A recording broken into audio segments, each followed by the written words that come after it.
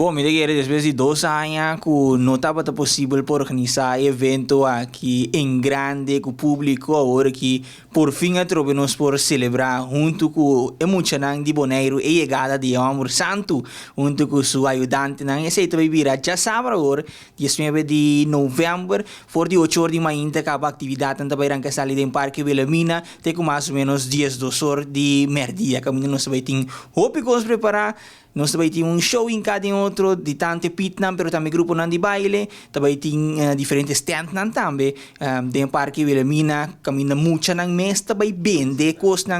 não te traga, nós também aqui de coisas de boca duche, artesania, também tem huki de mucha, caminha muito na mês, está preparando huki de mucha para outro não que também é atividade, por isso também vira seguro uma inta de mucha para mucha. Contar com o San Nicolás mesmo, você comunicar com o San Nicolás? Sim, seguro, nós em contato diariamente com San Nicolás e também sua ajudante ng Riba Lamang por certo, rumbo para Bonaire e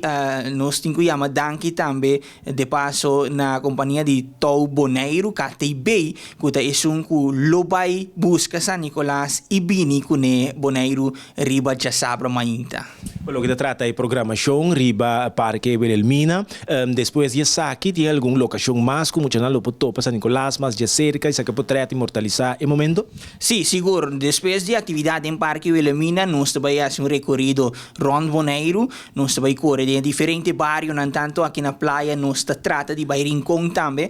Vamos a Rincón no momento não aqui de construção, maneira que nós também trata na passa do centro de Rincón também para nós visitar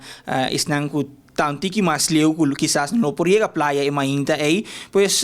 nós também tem 2 semanas aqui também passa na diferentes escolas, a cuida de muita atividade que também tem tanto privado e estão para público, pois festa que também tá baiting nós lo vai passa e muita não tem oportunidade hoje para por saludar San Nicolás e desfrutar de show que ajudante não tá preparar. Que horário San Nicolás está pisateira de Bonaire? San Nicolás mesmo chega 9 horas de manhã em ponto e barco tá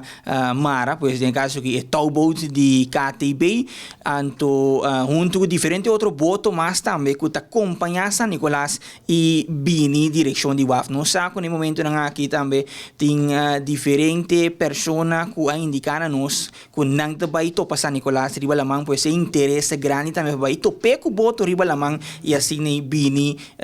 direção de WAF. Pese aí de aqui também nós toma contato com o capitão de AFCO indicar a nós para nos mencionar de nossa entrevista não também para e dois anos de boto aqui tem conta cultura regla não marítimo também que tem pois é bom